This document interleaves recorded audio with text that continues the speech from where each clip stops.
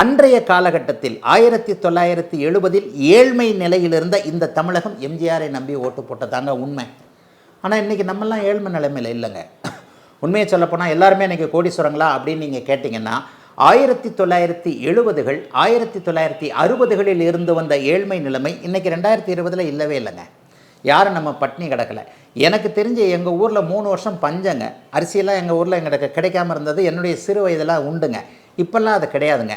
இன்றைக்கு சினிமா என்கின்ற ஊடகத்தினுடைய மிகப்பெரிய மாயை, செல்லுலாய்டுன்னு சொல்லுவோம் இல்லையா, அதெல்லாம் அப்படியே மறைஞ்சு சினிமா பார்க்குறதே விட்டு போகின்ற ஒரு தலைமுறை வந்துடுச்சு. எல்லாம் டிவியில் உட்காந்துட்டோம், அந்த டிவி போக போகுது, இந்த டிவி அப்படியே போய் டிஜிட்டல் வந்துக்கிட்டே இருக்குது.